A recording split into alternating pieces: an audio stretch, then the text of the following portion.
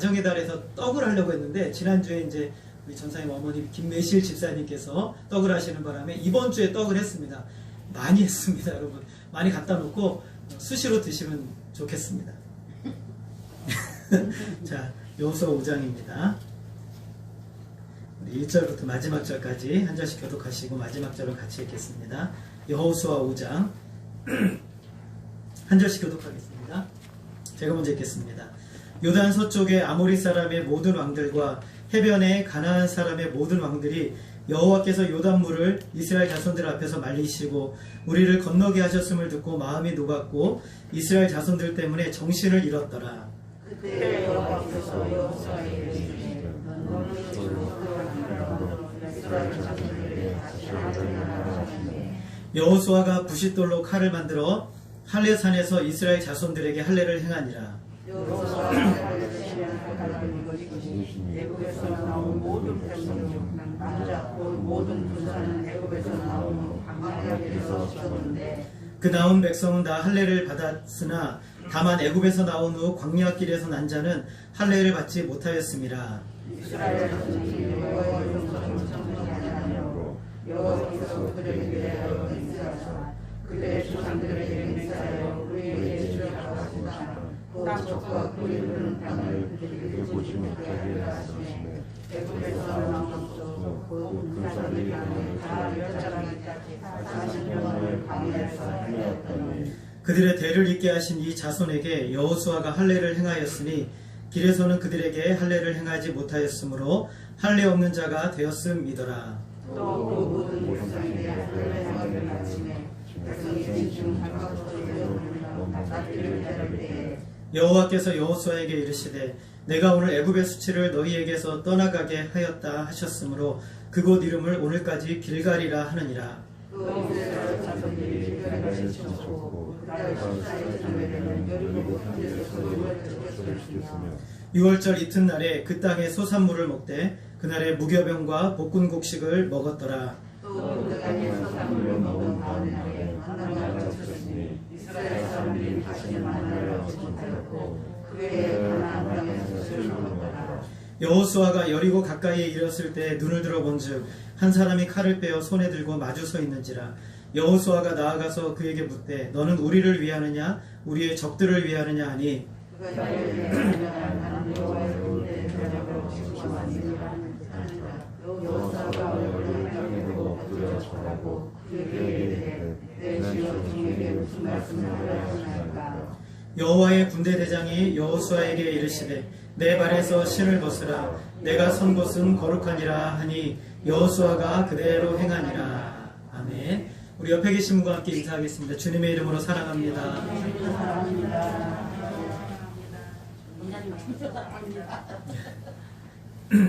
좀 춥지는 않으시죠? 네. 날씨가 너무 습해서 에어컨을 좀 틀었는데 그래도 이 정도면 딱 좋은 것 같습니다. 여러분, 이스라엘 백성들이 드디어 요단강을 건너서 이제 길갈에 진을 쳤어요. 분위기가 굉장히 좋은 상황이죠.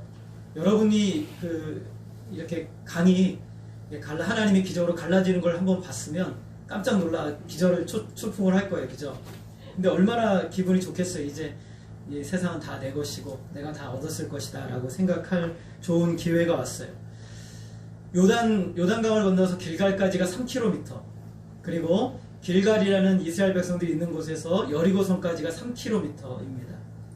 지금은 건물들이 많기 때문에 3km면 굉장히 먼 거리지만 이 당시에는 3km면 눈으로 쑥 보면 보이는 바로 앞에 있는 것 같은 그런 느낌이 3km의 거리입니다.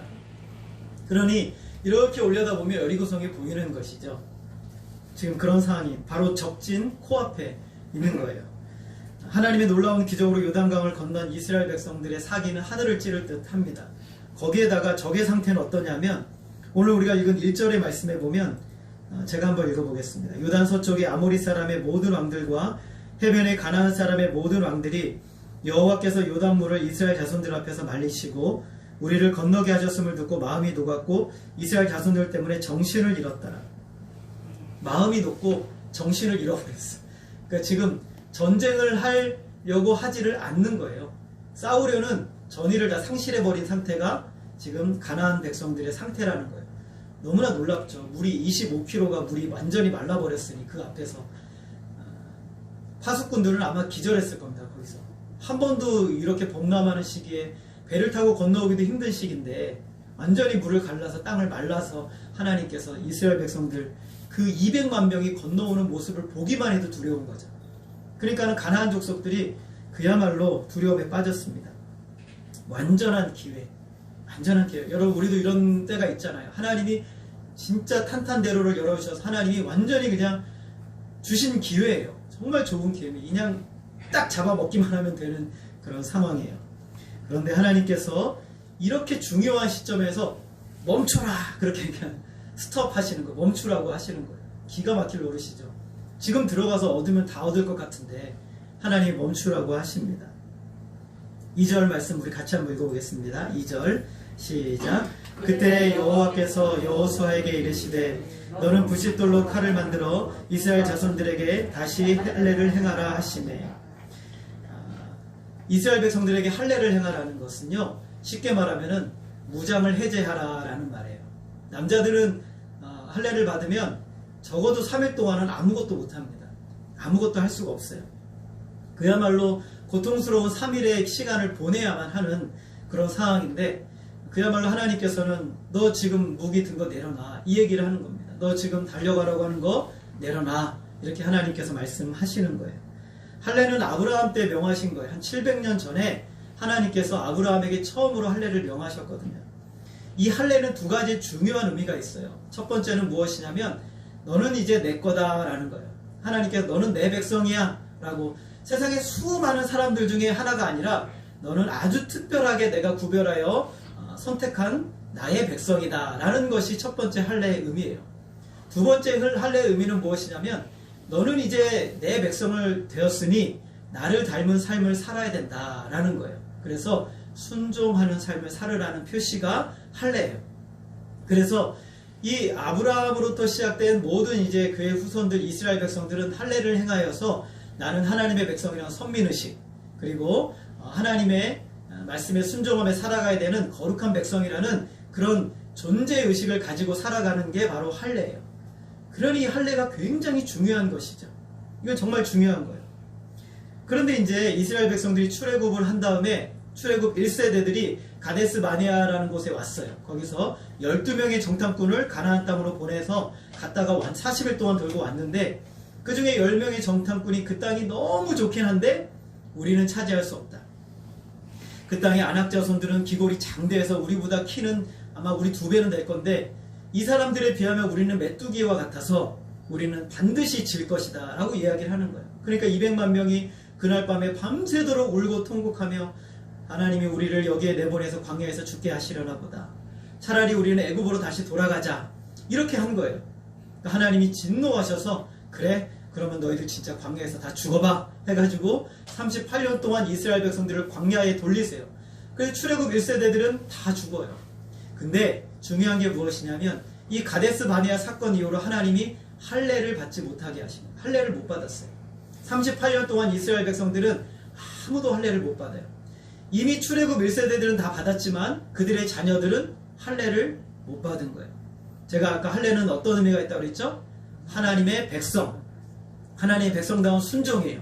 그런데 내가 하나님의 백성이라는 이 표시를 38년 동안 출애굽 2세대들은 가지지 못한 거예요. 왜냐하면 이 시간은 하나님의 징계의 시간이었기 때문에 그래요. 그래서 38년 동안 이스라엘 백성들은 광야를 돌면서, 사막을 돌면서 다 죽어요. 그리고 난 다음에 이제 요단강을 넘어서 이제는 길갈이라는 곳에 이르렀어요. 길갈에 이르러서 하나님께서는 그 이름을 길갈이라고 지어주신 거예요. 길갈이라는 뜻이 뭐냐면 굴러갔다라는, 이게 의성어거든요. 굴러갔다라는 표현의 의미로 하나님이 길갈이라는 이름으로 지어주시는 거예요. 이 길갈의 의미가 무엇이냐면 9절을 보게 되면 이렇게 말씀하고 있어요. 우리 같이 한번 읽어볼까요? 9절 말씀 시작.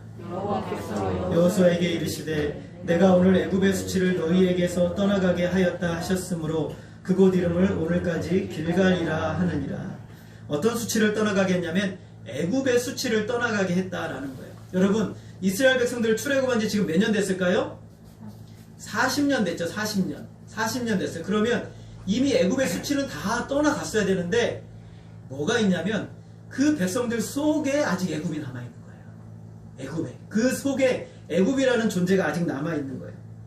우상 숭배하는 근성, 좌절감, 패배감, 서로를 원망하는 것, 영적 권위에 도전하고 남에게 책임을 전가하고 하나님의 말씀을 따르지 않고 불순종하는 삶, 무기력한 삶, 이것이 바로 애굽이에요. 그들 안에 있는 애굽이란 말이죠. 그래서 이 애굽이라는 자체를 하나님이 다 떠나가게 하시기 위해서 광야 38년 동안 돌았어요. 그리고 이스라엘 백성들이 이제는 가나안 땅에 들어가는데 이들의 삶이 180도 바뀌었어요. 하나님의 말씀 앞에 한 사람처럼 절대적으로 순종해 나아가는 거예요. 그래서 이 가데스 바네에서 이 폭발했던 그 사건 이후로 하나님께서 모든 이스라엘 백성들을 다 광야에서 죽게 하시고 출애굽 2세대들은 이제 길갈에 들어와서 하나님이 할례를 행하게 하심으로 그들 안에 있는 내 속에 있는 애굽의 수치를 다 하나님이 넘어가게 하시는 거예요. 여러분, 이 당시에 여러분 진통제가 있습니까? 진통제가 없잖아요. 마취제도 없어요. 그러니 그야말로 이 할례를 행할 때 생살을 뜯어내야 되는 건데 얼마나 이 고통스럽겠어요. 이스라엘 장정 군사가 20세 이상으로 된 사람이 60만 명이에요. 그러면 60만 명을 전부 다 이 할례산에서 할례를 행하는데 어마어마한 일이 일어나는 거예요. 요단 그 여리고성에서 파수꾼들이 보면서 도대체 쟤네들 뭐 하는 거지? 아마 이런 모습이 생각이 들 거예요. 60만 명이요. 전부 다 예외 없이 난지 8일 된 사람부터 시작해서 더 되겠죠, 인원이. 제가 볼 때 한 150만, 한 100만 이상은 될 거예요. 이 사람들을 모두 다 이렇게 할례를 시키는 거예요. 무장해제를 시키는 것이죠. 회복되는 동안 최소한 3일의 기간이 걸쳐요. 그들 동안은 아무것도 할 수 없어요. 3일의 고통의 시간 동안에 하나님께서 뭘 하십니까? 그들 속에 있는 죄의 잔재와 노예 생활의 근성, 이 모든 것들을 다 하나님이 다 끄집어내시는 거예요. 다 그 고통과 함께 끄집어내셔서 굴러가게 하십니다. 여러분, 진짜 적은요, 여리고에 있는 게 아니에요. 진짜 적은 어디에 있어요? 우리 속에 있는 거예요. 우리 속에. 여러분, 진짜 적은요, 우리 속에 있는 거예요. 우리 속에 있는 그 옛사람, 여전히 불평하고 원망하고 세상의 죄에 빠지려 하는 우리의 옛사람, 그것이 나가지 않는다면, 그것이 끊어지지 않는다면 우리는 영적인 싸움에서 절대로 승리할 수가 없는 것이에요. 옛사람인 내가 완전히 죽는 것이 진짜 신앙생활의 시작이에요. 우리가 지난 주간에 호세아서 말씀을 묵상했는데 10장에서 하나님의 심판을 앞에 둔 백성들을 향해서 하나님께서 너희들이 살 길이 무엇인지를 하나님이 말씀해 주세요. 호세아서 10장 12절 말씀 보게 되면 우리 같이 한번 읽어보겠습니다. 시작. 너희가 자기를 위하여 공의를 심고 인애를 거두라. 너희 묵은 땅을 기경하라. 지금 이곳 여호와를 찾을 때니 마침내 여호와께서 오사 공의를 비처럼 너희에게 내리시리라.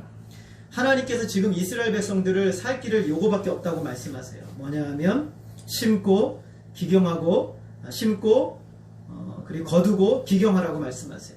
제일 먼저 해야 될 것은 묵은 땅을 기경하라 라고 말해요. 다른 말로 하면 너희의 묵은 땅을 갈아엎어라. 애굽에서부터 시작된 모든 이 죄악된 그런 근성들과 모든 악한 것들을 다 끄집어내서 이것을 새롭게 갈아엎어야만 너희들이 소망이 있다라고 말씀을 하고 있는 거예요.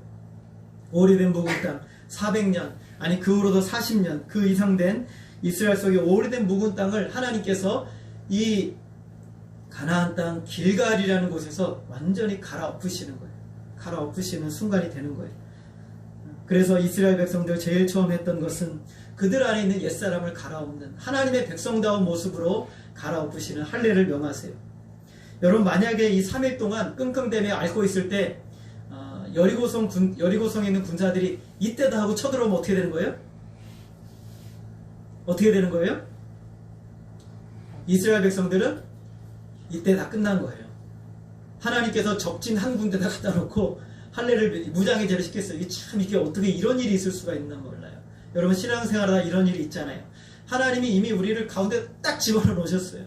그러면 이제 앞으로 달려가 이렇게 하셔야 되는데 갑자기 하나님이 스톱하는 거예요. 너 잠깐 멈춰.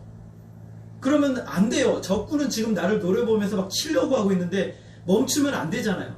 근데 하나님이 무장해제를 완전히 시켜버리세요. 멈추라고 하세요. 근데 기가 막히게도 하나님께서는요, 이때 이스라엘 백성들을 멈추게 하시며 그들을 보호하실 뿐만 아니라 가나안 족속들로 하여금 큰 두려움에 빠지게 하신 거예요. 그래서 가나안 족속들이 도대체 얘네들이 뭘 하나 하고 보고 있어도 두려워서 갈 수가 없는 거예요. 그 누가 그렇게 하셨어요? 하나님이 그렇게 하신 거예요. 하나님이. 그래서 이스라엘 백성들은요, 여기서 뭐만 하면 돼요? 하나님을 믿고 하나님을 믿고 멈추는 거예요. 그것이 바로 이스라엘 백성들이 사는 비결이에요. 이스라엘 백성들은 모든 보호수단을 다 내려놓고 하나님만 의지하고 한 사람처럼 한 명의 불평과 원망도 없이 그들은 할례를 다 받아요. 여러분, 이것이 믿음이에요. 하나님이 가라 하시면 가고 하나님이 멈추라 하실 때 멈추는 것이 믿음이에요. 그런데 우리는요, 내 의욕이 앞서가지고요, 내가 그냥 앞으로 적진에 돌고 해서 내가 얻으려고 해요. 그건 믿음이 아니라 객기예요. 자기 욕심이고 자기 만족이죠. 그러나 하나님은요, 하나님의 그 방법을 우리가 따라가기를 원하시지 우리의 방법대로 하기를 원하지 않으세요. 아무리 여리고성을 취한다 해도 하나님의 방법이 아니면 그거는 하나님이 기뻐하지 않으시는 거죠. 그리고 하나님께서 할례를 이스라엘 백성들에게 명하시는 진짜 중요한 이유가 있어요. 자, 이스라엘 백성들이 할례를 받고 정확하게 3일 후면 어떤 날이냐면 6월절이에요. 여러분 성경이 있으면 여러분 성경 4장 19절에다가 연도를 한번 기록해봐요. 4장 19절에다가 혹시 여러분 성경이시면 41년 1월 10일이라고 거기다가 기록을 해주세요. 41년 1월 10일 4장 19절 앞에다가 41년 1월 10일이라고 적어두세요. 다 적으셨으면, 그리고 우리 오늘 읽었던 말씀 5장 10절에다가 이렇게 적으세요. 5장 10절에다가 41년 1월 14일. 아까 4장 19절에다가는 41년 1월 10일이라고 적어두시고 5장 10절에다가는 41년 1월 14일이라고 적어두세요. 여러분, 1월 14일은 굉장히 이스라엘 백성들에게 중요한 날이에요. 이 날은요, 6월절이라는 날인데 이스라엘 백성들이 애굽에서 나올 때 하나님께서 마지막 10번째 재앙을 내리시던 날 밤이에요. 그날 하나님께서 이스라엘 백성들의 멸을 명하시냐면 너희들은 양을 잡아서 너희 집 문 앞에 문설주 임방에다가 양의 피를 무술초로 바르라고 말씀하세요. 그러면 하나님께서 그날 밤에 애굽 전역에 심판의 천사를 보내셔가지고 모든 장자들을 쳐서 죽이실 것인데, 그때 이 피가 묻어있는 집은 하나님이 어떻게 하신다는 거예요? 넘어가신다는 거예요. 그 집의 장자는 죽지 않아요. 산다는 거예요. 그래서 6월, 넘어갔다는 의미로 하나님께서 6월절이라고 명령을 하시는 거예요. 6월절 날에 하나님께서 이 사건을 통해서 바로의 교만과 죄악을 꺾으시고 드디어 이스라엘 백성들을 거기서 나가게 해요. 430년의 노예 생활에서 해방받아 그들은 나오게 되는 것이죠. 그래서 이날이 이스라엘 백성들의 건국일이에요. 건국일이죠. 이날은 어린 양의 피로 되어지는 거예요. 이스라엘 백성들은 독립전쟁을 해서 독립을 쟁취한 것이 아니에요. 이스라엘 백성들은 다른 나라의 도움으로 해방을 받은 것도 아니에요. 이스라엘 백성들이 여기서 구원받은 것은 어린 양의 피로 하나님의 능력으로 구원을 받은 거예요. 이와 똑같이 우리도 영원한 멸망을 받아 영원한 심판을 받아 죽어야만 되는 그런 존재인데 하나님께서 예수 그리스도를 이 땅에 보내셨어요. 그래서 어린 양의 피가 아니라 예수님 자신의 피로 십자가 위에서 흘려주심으로 그 피를 우리에게 뿌려주신 거예요. 그래서 그 피를 보는, 그 피가 묻어있는 사람들은 하나님이 심판하지 않으시고 영원한 생명으로 이끌어 주신다는 것이 바로 6월절의 의미예요. 굉장히 중요한 날이죠. 그래서 진정한 성도들은 앞으로 이 그리스도의 예수님의 보혈, 이 피를 믿는 믿음으로 날마다 살아가는 거예요. 이스라엘 백성들에게 6월절은요, 나의 구원이기도 하지만 앞으로 살아가는 모든 인생에 있어서 참된 승리의 원천이에요. 예수님이 나를 구원하신 것, 이 어린 양의 피로 내가 구원을 받았다는 이 믿음을 가지고 이스라엘 백성들은 40년 광야, 그리고 이스라엘 백성은 전 생애를 살아가는 거예요. 굉장히 중요한 날이죠. 이렇게 6월절을 지키는 것을 통해서 하나님은 약속의 땅에서 전쟁을 치르는 것이 목적이 아니라는 것을 보여주시는 거예요. 전쟁이 목적이 아니에요. 하나님의 목적은 이스라엘 백성들로 하여금 약속을 받게 하시는 거예요. 그러니까 가나안 땅에 들어가는 목적은요, 전쟁하라고 하나님이 목적하신 것이 아니라 하나님의 약속을 받으러 가는 거예요. 이게 굉장히 중요한 거예요. 그래서 하나님께서 하나님의 백성됨, 신실성을 요구하시는 것이죠. 그런데 이 유월절을 지키기 위해서 가장 중요한 것은 이스라엘 백성들이 지킬 자격을 갖춰야 돼요. 그게 뭐냐면 할례를 받는 거예요. 할례를 받지 않는 사람들은 이 유월절 예식에 참여할 수가 없어요. 그래서 하나님께서 유월절을 행하기 전 3일 전에 할례를 명하신 거예요. 기가 막히게 하나님께서 역사를 이루시죠. 날짜가 정확한 거예요. 그래서 1월 14일에 가나안을 완전히 점령하기 전에 하나님께서 유월절 행사를 완전히 다 치르도록 하시는 것이죠. 그래서 하나님께서는 이스라엘 백성들이요, 가나안의 왕들이 이스라엘 백성들 때문에 사기가 떨어져 있건 아니면 사기가 충천하건 그 상관이 없어요. 그들의 마음이 녹아있건 그들의 마음이 충만하건 상관이 없어요. 지금 이스라엘 백성들 치려고 막 덤비려 하건 그것도 상관이 없다라는 거예요. 하나님은 가장 중요한 것은 무엇이냐면 이스라엘 백성들이 하나님을 전적으로 의지하고 하나님께 붙들려 있어야만 된다라는 것을 말씀하는 거예요. 지금 여기서 중요한 포인트는 여호수아 5장 1절에서 그들의 사기가 죽어있으니 우리가 할 수 있다가 아니에요.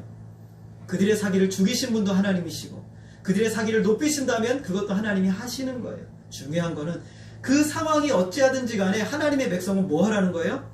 하나님의 명령에 순종하라는 거예요. 하나님의 명령에 복종하라는 거예요. 손발 다 내려놓고 나는 아무것도 할 수 없습니다. 하나님이 이끄시는 대로만 가겠습니다. 라고 항복하라는 거예요. 그것이 하나님이 이스라엘 백성들이 요구하시는 거예요. 적어도 10일이에요. 왜냐하면 할례 받은 3일, 그 다음에 6월절을 지키면 6월절부터 무교절 7일을 지켜야 돼요. 그러니까 이 길갈이라는 곳에 전쟁 아무것도 안 하고 전쟁 준비 아무것도 안 하고 10일 동안 그야말로 하나님만을 위해서 10일 동안 존재하는 거예요. 하나님만을 위해서.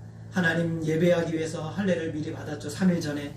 그리고 하나님을 6월절날 구원의 절기에 하나님의 구원의 노래를 얘기하고 7일 동안 무교병을 먹으면서 무교절을 지키는 이스라엘 백성들의 10일 동안의 삶이 전쟁의 승리의 원천이에요.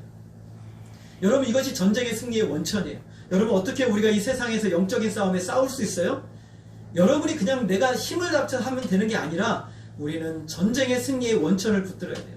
하나님을 예배하는 것, 하나님께 기도하는 것, 하나님의 말씀을 붙드는 것, 이게 승리의 원천이지 다른 것이 우리로 하여금 승리하게 해주는 것이 아니에요. 여러분이 아무리 건강하고 아무리 튼튼해도 그것이 우리로 하여금 영적인 싸움에서 절대 승리하게 해주는 것이 아니라는 것이죠.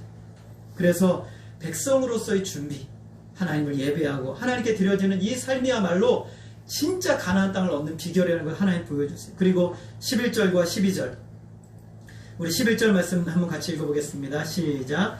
6월절 이튿날에 그 땅의 소산물을 먹되 그날에 무교병과 볶은 곡식을 먹었더라. 12절도 같이 읽습니다. 또 그 땅의 소산물을 먹은 다음 날에 만나가 그쳤으니 이스라엘 사람들이 다시는 만나를 얻지 못하였고 그의 가나안 땅의 소출을 먹었더라. 만나가 그쳤습니다. 이스라엘 백성들 만나 몇 년 동안 먹었어요? 여러분 어떻게 아세요? 여러분이 봤어요? 먹어는 봤어요? 이스라엘 백성들이 한 40년 광야에서 만나를 먹었단 말이죠. 만나는 풀 한 폭이 없는 그야말로 광야의 삶에서 이스라엘 백성들 200만이 넘는 이스라엘 백성들을 먹여 살린 하나님의 생명의 양식이었어요. 매일 내리던 만나가 요단강을 넘어서서 길갈이라는 곳에 이르러서 드디어 어떻게 됐어요? 만나가 그쳤어요. 그런데 하나님의 타이밍은 기가 막혀요. 여러분, 만약에 이 가나안 땅에 이때가 추수철이 아니었다면 이스라엘 백성들 뭐 먹어요? 만나가 그치면? 먹을 게 없잖아요. 그러니까 하나님께서 기가 막히게 이 모맥을 거두는 시기에, 밀과 보리를 거두는 시기에 하나님께서 만나를 딱 끊으세요. 그리고 이스라엘 백성들로 하여금 이제 그 땅의 소산을 먹게 하셨어요. 그러니까는 이스라엘 백성들이 들어오니까 두려워서 수많은 사람들이 길갈이라는 곳에 농사 짓다가 다 도망가 버렸겠죠. 그들이 남기고 간 곡식을 누가 먹어요? 이스라엘 백성들로 먹게 하신 거예요. 여러분, 여러분의 인생을 살아가다가 하나님이 계속 여러분을 공급해 오시는 게 있잖아요. 계속 공급해 오시는 게 있는데 갑자기 딱 끊어져요. 염려하지 마세요. 왜 염려하지 말아요? 하나님이 다른 것을 준비하시는 거예요. 다른 것을 준비하시는 거예요. 그러니까 계속 하나님이 여러분을 공급해 오시는 게 있는데 딱 끊었다고 해서 불평과 원망하지 마시고 눈을 들어 보세요. 하나님이 다른 것을 예비하시는 거예요. 그게 하나님의 역사예요. 하나님의 시간은 정확해요. 끊어진 바로 그날부터 그 땅의 소산을 먹을 수 있도록 요단과 가나안 땅을 다 준비시켜 놓으신 거예요. 그들은 이제 아침에 나가서 땅을 바라보며 만나를 찾는 게 아니라 이제 그들은 뭘 봐야 돼요? 밖에 나가서 하늘을 우러러 이른 비와 늦은 비를 내리시는 하나님을 바라보게 되는 거예요. 똑같은 방법으로 하나님이 그들을 먹이셔요. 이제 이스라엘 백성들 다 준비가 됐어요. 이제 하나님께서는 여호수아를 준비시키세요. 13절 우리 같이 한번 읽어보겠습니다. 시작. 여호수아가 여리고 가까이 이르렀을 때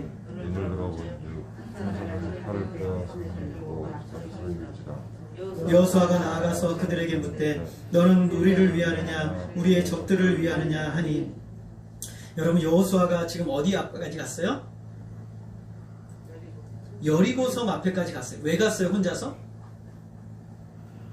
왜 갔을까요? 여러분 지도자들은 알아요. 여러분 앞에 선 사람들은 여호수아가 왜 혼자 여리고성 앞에까지 갔는지 앞에 선 사람들은 알아요. 3km 앞에 난공불락의 성이 있는데 홀로 여리고성까지 가요. 여러분 광야에서의 싸움은요 저기 눈앞에 보여요. 그게 벌판이니까. 그런데요 이제는 사람들이 사는 곳에 들어가니까 저기 보여요? 안 보여요? 안 보여요. 다 어디에 숨어 있어요? 성 안에 숨어 있단 말이죠. 근데 여리고성은요 요렇게 돼 있는 게 아니에요. 요렇게 돼 있어요. 요렇게 35도가 기울어져 있어요. 그리고 이것이 두껍게 두 겹으로 돼 있단 말이죠. 그래서 이 여호수아가 가서 뭘 찾았을까요? 여러분이랑 뭘 찾겠어요? 탐색을 하는데 뭘 탐색하겠어요? 빈틈이 있나 찾을 거 아니에요. 어떻게 하면은 지금 하나님께서 여리고성 어떻게 무너뜨리신지 아직 얘기 안 해주셨거든요. 그럼 뭘 찾아야 돼요? 어떻게 전쟁에서 승리할 것인가를 찾아야 될 거 아니에요. 백성들은 지금 막 할렐루야 할렐루야 하나님 찬양합니다 아멘 막 이러고 있는데 지금 근데 전쟁할 방법은 없어요. 이스라엘 백성들이 지금 광야에 싸운 것처럼 우와 해서 싸우는 게 아니라 이제는 공성전을 해야 돼요. 성을 위로 올라가서 뛰어넘어서 화살을 쏘든지 아니면은 이렇게 성문을 부수든지 뭔 방법을 해야 되는데 무기는 하나도 없어요. 그러니 속타는 사람은 누구예요? 여호수아죠. 여호수아의 속을 누가 알겠어요? 여호수아의 속을. 너무나 괴로운 거예요. 그래서 해발 200m 위에 있는 난공불락의 성, 이 여리고성 앞에까지 여호수아는 혼자서 그 길을 터벅터벅 걸어가는 거예요. 그래서 어떻게 찾지? 틈을 찾아보니까 틈이 있어요? 없어요? 빈틈이 하나도 없는 거예요. 빈틈이 하나도 없는 거예요. 여호수아는 이렇게 고통 가운데 심적인 고통이 밀려오는 이 순간에 한 사람이 여호수아 앞에 딱 서 있는 것을 발견하게 돼요. 오늘 13절의 말씀에 보면 칼을 빼어들고, 칼을 이렇게 집어넣은 것도 아니고 칼을 딱 빼어들고 여호수아 앞에 딱 서 있는 거예요. 얼마나 놀랐겠어요. 야 이거 전쟁도 못하고 죽겠구나. 이러는데 여호수아가 담대하게 물어봐요. 너는 누구 편이냐? 라고 물어봐요. 이 말은 이게 너는 누구 편이야? 뭐라고 하냐면 우리를 위하느냐 적들을 위하느냐, 이거는 너 누구 편이냐 라고 물어보는 거예요. 근데 우리는 항상 이렇게 묻죠. 너는 누구 편이냐 라고 물어요. 예를 들어서 뭐 너는 우리 편이야? 너는 적이야? 너는 여당이야? 너는 야당이야? 너는 뭐 진보야? 너는 보수야? 너는 전라도야? 너는 경상도야? 이게 우리가 참 묻는 거예요. 옳고 그름의 문제는 아니에요. 그냥 내 편이면 좋고 내 편이 아니면은 싫은 거예요. 전라도면 좋고 경상도면 싫고 경상도면 좋고 전라도면 싫고 그냥 그런 거예요. 그냥 그래요. 길 가다가도 아이고 우리 제가 전북 고창인데 김민재 이사님이 전북 고창, 아이고 반갑네요 우리 집사님 전북 고창. 이유가 없어요. 그냥 전북 고창이니까 반가운 거예요. 이게 바로 우리의 모습인 거예요. 우리의 모습. 그런데 하나님은요 그 시각을 여기서 완전히 깨트려 버리세요. 14절 우리 같이 한번 읽어보겠습니다. 시작. 그가 이르되 아니라 나는 여호와의 군대 대장으로 지금 왔느니라 하는지라. 여호수아가 얼굴을 땅에 대고 엎드려 절하고 그에게 이르되 내 주여 종에게 무슨 말씀을 하려 하시나이까. 하나님께 여기서 지금 여호와의 군대 대장은 하나님이라고 할 수 있어요. 하나님. 근데 하나님께서 여호수아에게 뭐라고 딱 한마디로 말씀하세요. 아니다 라고 말씀하세요. 나는 네 편도 내 편도 아니고 아니다 라고 하나님께서 분명하게 말씀을 하고 있어요. 나는 여호와의 군대 대장으로 있느니라 라고 말씀하세요. 여호와의 군대 대장이라는 소리를 듣자마자 여호수아가 어떻게 합니까? 엎드려 절하면서 내 주여 종에게 무슨 말씀을 하시려 하나이까. 15절 우리 같이 한번 읽겠습니다. 시작. 여호와의 군대 대장이 여호수아에게 이르되 내 발에서 신을 벗으라. 내가 선 곳은 거룩하니라 하니 여호수아가 그대로 행하니라. 여러분 어서 많이 들어봤죠? 어디서 들어보셨어요? 예, 모세에게. 여러분 성경을 우리 교회 성도님들 성경을 너무 잘 알아서 다른 교회에서 물어보면 이거 아담이 들었던 얘기인가? 이거 다윗이 들었던 얘기인가? 근데 우리는 딱 한마디로 뭐라고 나와요? 모세에게 하셨던 말씀이죠. 40년 전에 모세가 드디어 애굽의 바로왕을 만나러 가기 전에 하나님께서 떨기나무 아래서 모세를 만나주시고 하셨던 말씀. 내 발에서 내 신을 벗으라. 내가 선 곳은 거룩한 곳이다 라고 하나님이 말씀하시죠. 네 편이냐 내 편이냐를 찾는 자에게 하나님 뭐라고 말씀하세요? 너는 내게 굴복하라. 너는 내게 복종하라 라고 말씀하세요. 우리의 기도 제목은 하나님 제 편이 좀 되어주세요. 하나님 저 좀 밀어주세요. 저 좀 도와주세요 라고 하는데 하나님이 정말 기뻐하시는 기도 제목은 하나님 제가 이 상황에서 하나님께 굴복하겠습니다. 저는 어떤 상황에서도 하나님 편에 서고 하나님이 원하시는 대로 따르겠습니다 라고 말하는 것이 하나님이 정말 원하시는 기도 제목인 거예요. 미국이 남북전쟁이 치열할 당시에 집무실 창밖을 근심 어린 눈으로 바라보고 있던 아브라함 링컨을 향해서 그의 보좌관이 이렇게 말합니다. 각하 걱정하지 마십시오. 하나님이 우리 편에 서 계시니 우리가 이길 것입니다 라고 이야기를 합니다. 그러자 링컨이 말합니다. 내 걱정은 그게 아니라 우리 북군이 하나님 편에 서 있는가 그게 걱정이다 라고 말했어요. 여러분 우리 진짜 걱정은요 내가 하나님 편에 서 있는가 그거예요. 그게 제일 중요한 거예요. 당신은 우리를 위하느냐 우리의 적들을 위하느냐는 질문은 틀린 거예요. 하나님은 아니라고 말씀하세요. 너는 내 앞에 굴복하라 라고 말씀하시는 거예요.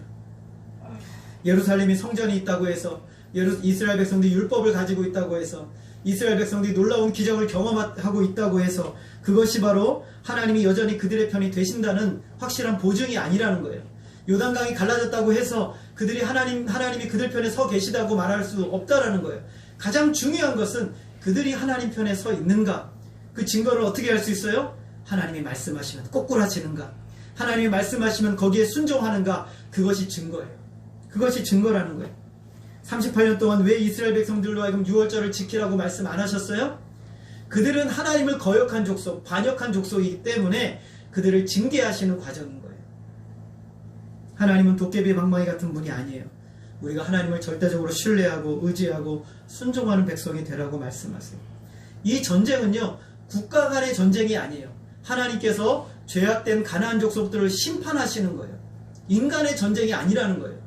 그러므로 이 전쟁의 군 사령관은 하나님이 되시고 그 사령관의 철저하게 명령에 복종하는 사람들이 이스라엘 백성들이 되어서 하나님의 명령을 따르도록 하는 거예요.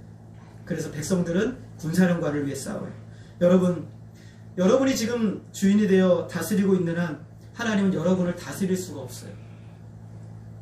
우리가 탄 차에 여러분이 차에 타면은 운전대가 몇 개가 있어요? 왜 하나만 있어요? 왜 하나만 있어요? 몇 명이 운전하라는 거예요? 한 명만 운전하라는 거예요. 한 명만. 그런데 여러분 차에 저희 교회 차가 12인승이거든요. 근데 좌석마다 운전대를 다 놨어요. 그럼 그 차에 12명이 탔어요. 어떻게 될까요? 어떻게 돼요? 난리가 나겠죠. 난리가. 제대로 갈 수가 없어요. 저는 우회전해야 됩니다. 우리 강주사님 좌회전해야 됩니다. 유장관 집사님 아니요 직진으로 가야 돼요.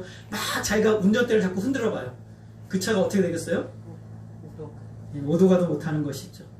여러분 우리가 탄 차의 운전대는 딱 한 사람만 잡을 수 있어요. 여러분 그 운전대를 여러분이 아닌 하나님이 잡으시기를 부탁드립니다. 인생에서 가장 어려운 것은요 이 운전대를 놓는 거예요. 자존심을 내려놓고 하나님께 복종하고 나를 부인하고 하나님이 이 운전대를 잡으시고 달려가도록 나는 그냥 거기 뒷자리에 앉아서 그분만 따라가는 인생이 되는 것이 가장 복된 인생인 거예요. 하나님께서 나의 삶의 운전대를 잡으셔야 진짜 잘 가는 거예요. 그것이 바로 하나님이 우리를 기뻐하시는 삶인 것이죠. 그래서 하나님께서 할례를 받으라고 명령하자 이스라엘 백성들이 순종해요.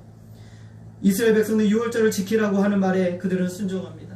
하나님께서 신발을 벗으라니까 여호수아도 그 말씀에 순종해서 신을 벗습니다.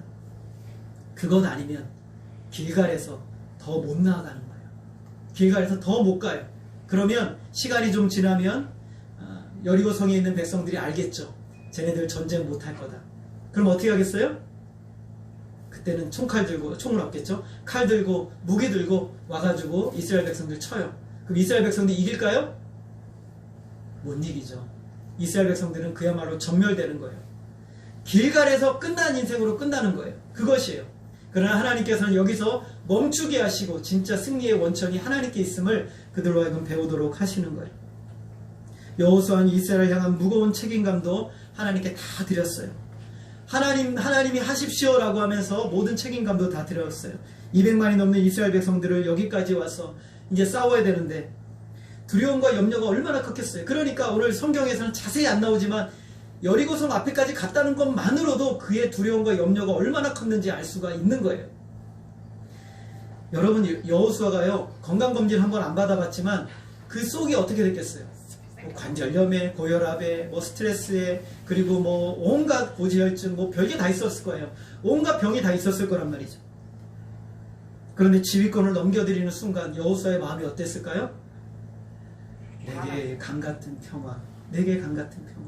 하나님께 다 넘겨드리자 마음이 편안한 거예요. 우리 신자들의 불행은요, 책임질 수 없는 일을 책임지려 하다가 스트레스 받고 고통받는 거예요. 내가 책임질 수 없는 일까지 책임지려 하다가 당하는 고통이 우리에게 너무나 큰 거죠. 찬송가 369장에 보면, 저는 이 찬송 참 좋아하는데, 죄짐 맡은 우리 구주 어찌 좋은 친군지, 걱정 근심 무거운 짐 우리 주께 맡기셈. 주께 고함 없는 고로 복을 받지 못하네. 사람들이 어찌하여 아를 주를 모를까. 여러분, 왜 기도 안 하십니까? 왜 기도 안 하세요? 왜 기도 안 하십니까? 왜 기도 안 하세요? 내 힘으로 할 수 있다고 생각하세요? 천만의 말씀. 못하는 거예요. 여리고성에는 빈틈이 없어요. 거기는 빈틈이 없어요. 하나님이 무너뜨리시지 않으면 절대 넘을 수 없는 곳이 여리고성이에요. 왜 기도 안 하십니까? 여러분, 우리 교회 성도들 모두 새벽을 깨우시고 기도하시기를 부탁드립니다. 기도의 자리에 나오세요. 왜 여러분의 인생의 문제가 늘 거기에서 그렇게 헤매고 고민하고 염려하는 거예요? 기도하지 않아요. 어찌하여 사람들이 어찌하여 알지 않을까? 사람들이 어찌하여 알을 줄을 모를까? 이것이 하나님의 탄식이에요. 어찌하여 사람들이 기도하지 않을까? 환난 날에 나를 부르라. 네가 나를 영화롭게 하겠어. 내가 너를 도우리라 말씀하신 하나님. 이 말씀 앞에 어찌 기도하지 않고 있어요? 여러분, 왜 맡기지 못합니까? 왜 기도하지 못합니까? 여러분이 다 책임진다면 여러분은 길갈 앞에서 매일매일 여리고성의 빈틈만 찾다가 끝나는 거예요. 내 인생 어떻게 하면 이것을 열 것인가? 어떻게 하면 내가 이것을 이길 수 있는가? 그 빈틈만 찾다가 끝나는 거예요. 그게 우리의 인생이 돼버리는 거예요. 어떻게 하라는 거예요? 하나님이 앞에 섭니다.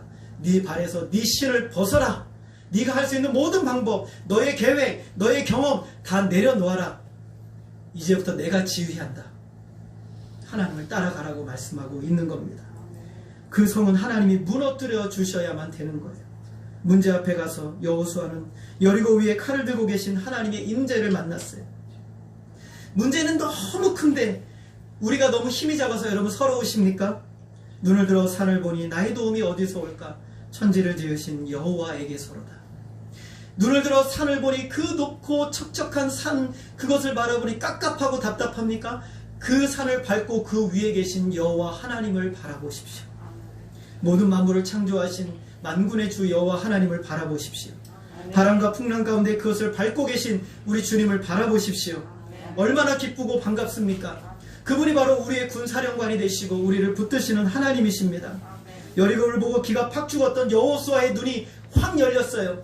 하나님이 여리고성을 밟고 계시는구나. 하나님이 여리고성의 군사령관을 칼을 빼어들고 계시는구나. 이 믿음으로 살아나는 겁니다. 요단강을 건너서 기세가 하늘을 찌르는 여호수아와 백성들 앞에 하나님은 쉼표를 딱 찍으세요. 멈춰라. 멈춰라 이렇게 말씀하세요. 네 힘으로 가지 말고, 네 열정으로 가지 말고, 네 의지로 가지 말고 이제부터 내가 인도한다.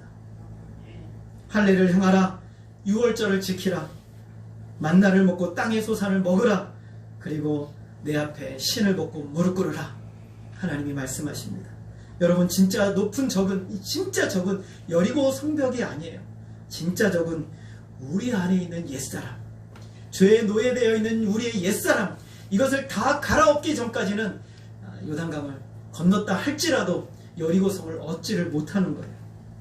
하나님께 진짜 굴복되지 않은 나의 마음의 상태를 하나님께 굴복시킬 때 하나님은 그때부터 마음껏 일을 하시기 시작을 하시는 겁니다. 여러분, 하나님과의 관계의 자리로 나오십시오. 예배의 자리로 나오세요. 기도의 자리로 나오세요. 요즘 보면은 우리 여자 성도님들 참 기도 열심히 하세요. 새벽에도 나오시고 금요일날도 나오시고 수요일날도 나오세요. 우리 남자 성도님들도 기도하러 나오세요. 금요일날 기도 함께 나와 기도하세요. 수요일날 예배드리러 나오세요. 새벽에 혹시 안 되더라도 여러분 집에서라도 기도하세요. 기도의 손을 들어야 돼요. 사도 바울은 말합니다. 남자들이여 각 처소에서 기도의 거룩한 손을 들으라. 그것이 여러분 가정을 살리는 비결이에요. 여러분의 인생에 사는 비결이 바로 거기에 있는 것이죠. 오늘 여러분 이 말씀에서 내가 선 곳은 거룩한 곳이니 네 발에서 신을 벗으라. 이 말씀이 여러분의 삶의 지침이 되어서 여러분의 인생에 하나님이 여러분을 이끄시고 나아가시는 복된 역사가 있기를 소원합니다. 이제 시작되는 한 주 여러분 어떻게 살아가시겠습니까? 여러분 앞에 답답한 문제들이 있는데 어떻게 해결하시겠습니까? 하나님께 맡기시고 모든 운전대의 모든 결정론을 하나님께 맡기세요. 그리고 기도하십시오. 하나님이 길을 열어주시고 하나님이 역사하실 것이, 그 믿음을 가지고 한 주도 믿음으로 살아내시고 주님과 동행하시는 저와 여러분 되어지기를 주님의 이름으로 소원합니다. 기도하겠습니다. 하나님 아버지, 이스라엘 백성들에게 있어서 너무너무 중요한 시기, 너무너무 좋은 시기, 가나안 족속들은 마음이 녹아 싸움을 하려 하지 않는 이런 시기에서 하나님은 이스라엘 백성들을 멈추라고 하십니다. 그리고 그들의 주인이 누구인지를 다시금 확인하라고 말씀하십니다. 하나님, 오늘 우리도 달려가던 길을 멈추고 내 힘으로 빈틈을 찾던 마음을 내려놓고 다시 무릎 꿇고 나의 주인이 하나님이심을 인정하며 나아가게 하여 주옵소서. 우리 하나님이 명령하실 때까지 멈추어 서게 하여 주옵소서. 우리 하나님이 가라 하실 때까지 기다리게 하여 주옵소서. 그리고 하나님의 뜻에 철저히 복종하는 믿음의 삶으로 드려지게 하여 주옵소서. 한 주의 삶으로 들어갑니다. 온갖 사탄의 역사들이 우리를 고통스럽게 하며 우리의 영혼을 흔들어 놓지만 우리는 굳건하게 서서 하나님 앞에 무릎 꿇고 주님만을 따라가게 하여 주시옵소서. 그럴 때 그 견고한 여리고 성도 하나님이 무너뜨리실 줄 믿사오니 아버지 하나님을 믿는 믿음으로 오늘을 살아내게 하여 주옵소서. 하나님께서 강권적으로 역사해 주시기를 원하오며 우리 주 예수 그리스도의 이름으로 기도